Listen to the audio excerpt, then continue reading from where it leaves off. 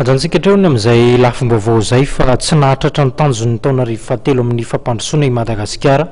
Mbola lavitrezaka ny tanjona raha ho an'ny Madagasikara manokana no resahana amin'ny fanatrarana ny fenitra ho amin'izay fampandrosoana izay io no taratra tao anatin'ny vokatra azo tamin'ny fanadihadiana izay nataony tompony andraikitra mifanandrify amin'izany.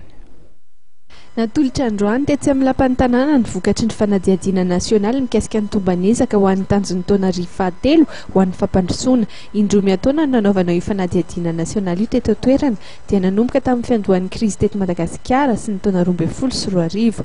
Efa fantatra fa tsy tratra ny tanjona ho an'ny taona fahatelo raha ny eto Madagasikara manokana ary mbola betsaka ny ezaka izay tsy maintsy mbola ho tanterahana ahafahana manova ny salanisa efa azo hatramin'izay momba ny tanjona ho an'ny taona fahatelo ho an'ny fampandrosoana. Raha ny fanadihadiana roa anankiroa moa fanadihadiana taona tato ato tamin'ny taona 10 izany hoe taorina kely n'ilay nisehon'ilay crise dia tany amin'ny 76,5% tany ny tahany fahantrano.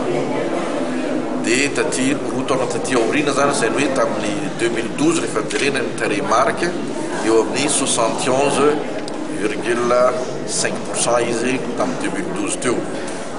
Ny zavatra tsy karitra dia misy taha zegny tsy dia mihetsika eo ilay tahany fahantrano eto Madagasikara zany hoe magnodidika eo amin'ny 70 isan-jato eo foana izy io. Azo lazaigny zany hoe misy atao amin'ny teny baiko izy dia hoe karazana hoe problème structurel mihitsy zany ilay izy. Structurel zany ilay izy hoe magnodidika eo 70% eo foana ilay izy.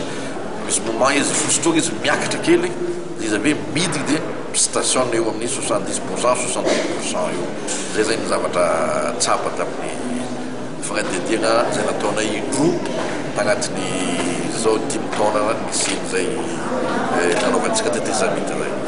Raha niady amin'ny fahantrana manokana araka ny nambaran'ireo tompony andraikitra dia mila mahafeno 9 isan-jato isika eto toerana amin'ny fitombon'ny arikarena faobe izay vao mety hisy fiantraikany amin'ny fiainan'ny tahan'ny fahantrana eto toerana izany.